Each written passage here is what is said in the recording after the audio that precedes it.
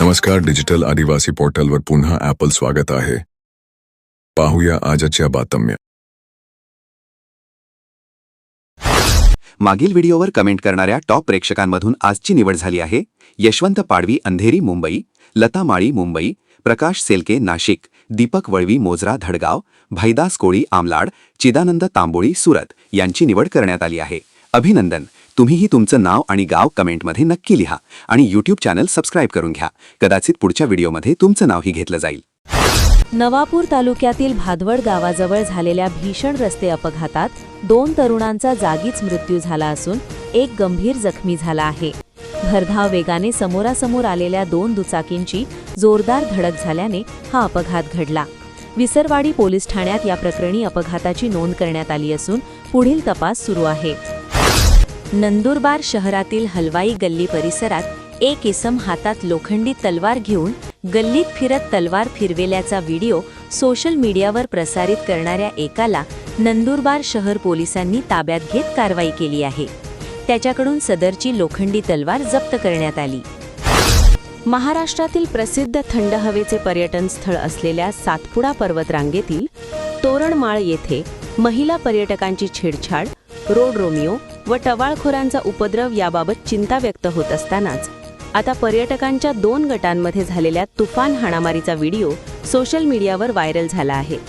त्यामुळे तोरणमाळच्या पर्यटन स्थळावर काही उपद्रवी प्रवृत्तींचा वाढता वावर पुन्हा चर्चेत आला असून पर्यटन स्थळाच्या प्रतिमेबाबत चिंता व्यक्त होत आहे.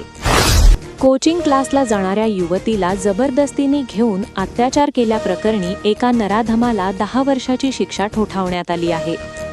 हा निकाल बडवानी जिल्हा तृतीय अप्पर सत्र न्यायालयाने दिला आहे. बहिणीचे बाळ मयत झाल्याचा निरोप देण्यासाठी गेल्याच्या रागातून एकाला मारहाण केल्याची घटना अक्कलकुवा तालुक्यातील कंकाळमाळ सिंधीपाडा येथे घडली.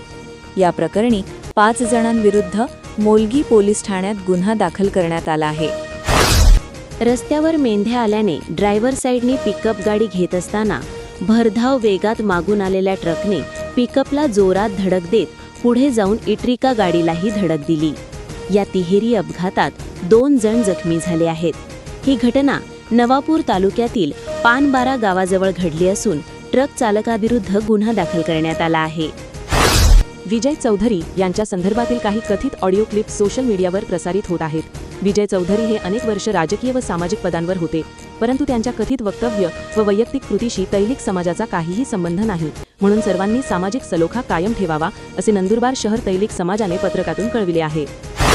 केंद्र पुरस्कृत कापूस उत्पादकता अभियान कपास क्रांती अंतर्गत नंदुरबार जिल्ह्यातील कापूस उत्पादक शेतकऱ्यांना आधुनिक तंत्रज्ञानाची जोड देण्यासाठी अनुदानावर कॉटन शेडर उपलब्ध करून देण्यात येत आहेत. केंद्र शासनाने सन 2026 ते 2030-31 या 5 वर्षांच्या कालावधीसाठी या अभियानाला मान्यता दिली असून राज्यातील निवडक 19 जिल्ह्यांमध्ये नंदुरबार जिल्ह्याचा समावेश करण्यात आला असल्याची माहिती जिल्हा अधीक्षक कृषी अधिकारी शंकर किरवे यांनी पत्रकान्वये कळविली आहे. अक्राणी तालुक्यातील वनपट्टाधारकांची राहिलेली कर्जमाफीची ई-KYC पूर्ण करून पीक कर्ज उपलब्ध करून द्यावे. तसेच प्रधानमंत्री किसान सन्मान निधी योजनेतील शेतकऱ्यांचे प्रलंबित अर्ज निकाली काढावे अशी मागणी राष्ट्रवादी काँग्रेसचे प्रदेश सरचिटणीस तथा नंदुरबारचे माजी जीप सदस्य रतन पाडवी यांनी केली आहे. याबाबत जिल्हाधिकारी यांना निवेदन देण्यात आले आहे.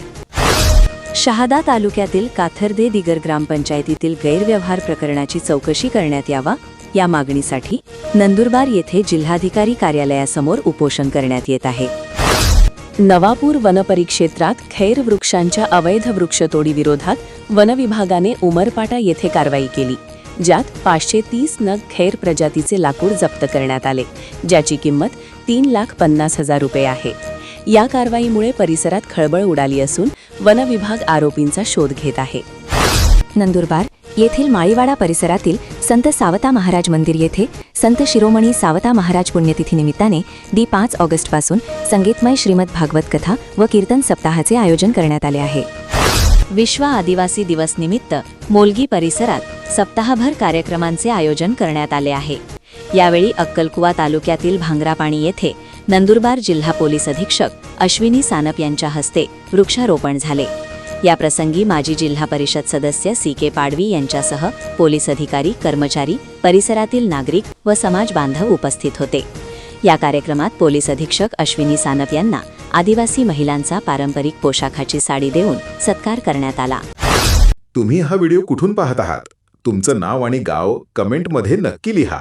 निवड झालेल्या प्रेक्षकांचं नाव आणि गाव पुढील व्हिडिओमध्ये घेतलं जाईल. अशाच नवनवीन बातमीसाठी आपल्या YouTube चॅनल डिजिटल आदिवासी पोर्टलला सबस्क्राईब करून घ्या.